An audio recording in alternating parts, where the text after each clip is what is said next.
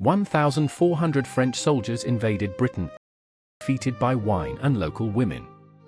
This was not merely a skirmish at the edge of an empire, but a desperate gambit in a global war, a forgotten turning point that reshaped the strategic calculus of nations. The true stakes were not just the fate of a small Welsh town, but the inviolability of Britain itself, a psychological barrier that had stood for centuries. Understanding this bizarre episode reveals how the grand designs of empires can unravel in the most unexpected, almost farcical, ways, leaving behind a legacy far more profound than its absurdity suggests.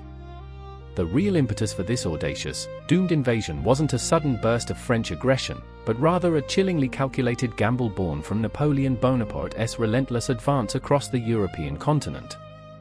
While the main French armies carved through Austria and Italy, the Directory in Paris sought a distraction, a way to bleed British resources and sow panic, believing a direct blow to their nation of shopkeepers would force a desperate peace. They envisioned a three-pronged assault, a large force in Ireland, a smaller diversionary attack in Northumberland, and the most audacious of all, a landing in Wales, targeting the heart of British naval power and industrial wealth. What nobody anticipated was that the chosen commander for this critical Welsh expedition, General William Tate, was a man whose ambition vastly outstripped his capacity for command, a detail the French intelligence apparatus fatally overlooked. Tate, an Irish-American mercenary, had convinced the French that a substantial force of Irish and Welsh sympathizers would rise to support his landing, a fantasy born more from his own fervent republicanism than any actionable intelligence. His orders were clear: land near Bristol, torch the city, capture its vital port, and then march on Liverpool, inflicting maximum economic damage to cripple Britain's war effort.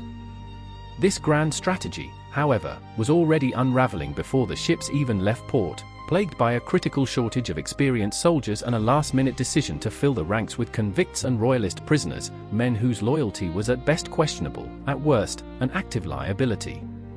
The consequences of this chaotic preparation would soon manifest in a way no military strategist could have predicted, transforming a bold invasion into a logistical nightmare even before the first musket was fired on enemy soil.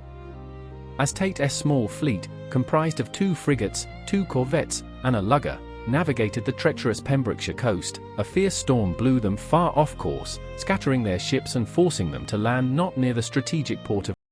but miles away in the remote, rugged landscape of Fishguard Bay. The landing itself was chaotic, men struggled ashore, disoriented and seasick, their already plummeting as the reality of their isolated position sank in, far from any promised local support. Then, a discovery: a remote farm, abandoned by its terrified occupants, offered an unexpected bounty, a cellar overflowing with casks of locally produced wine, intended for export, but now a tempting prize for the exhausted, undisciplined French soldiers. What happened next was not a disciplined advance, but a descent into drunken revelry, a spontaneous mutiny of the senses that transformed an invasion force into a boisterous, uncontrollable mob. General Tate watched, horrified and helpless, as his men, many already ill-disciplined convicts, abandoned their posts, their weapons, and all semblance of military order, succumbing to the intoxicating allure of the wine. The strategic objective of striking terror into the British heartland was replaced by the immediate gratification of a drunken feast, turning the beachhead into a scene of utter chaos and incapacitation. This moment of profound military failure, however, was about to be met by a force far more unexpected and equally unprepared, yet utterly determined to defend their homes against the invading horde. The true turning point in this bizarre invasion wasn't a clash of armies, but a clever, desperate bluff orchestrated by a handful of local Welsh women, whose actions would forever define the fate of Tate's drunken army.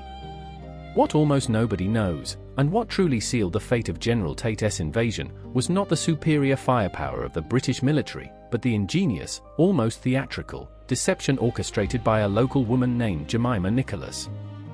As news of the French landing spread, local farmers and villagers, armed with pitchforks and whatever they could find, began to gather, but their numbers were pitifully small against a professional army, even a drunken one.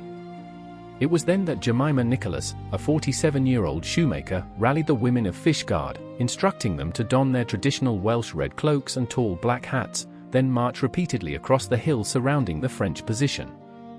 From a distance, in the twilight, the French soldiers, many still reeling from their wine-induced stupor, saw not a handful of women, but what appeared to be thousands of red-coated British regular soldiers, an endless, formidable army assembling against them.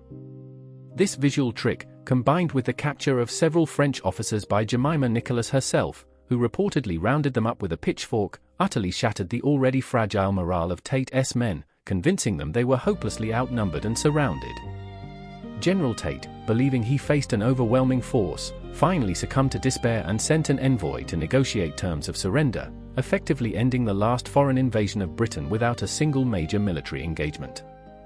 The invasion's failure was not due to a grand battle, but a perfect storm of poor leadership, undisciplined troops, an abundance of wine, and the cunning of local women, demonstrating that history's most pivotal moments can hinge on the most improbable of details, far removed from the battlefield. The story of Fishguard reveals how the grandest military ambitions can be undone by the most mundane, even farcical, elements. If a few barrels of wine and a parade of Welsh women could stop an invasion, what other minor historical details might have truly reshaped the world as we know it?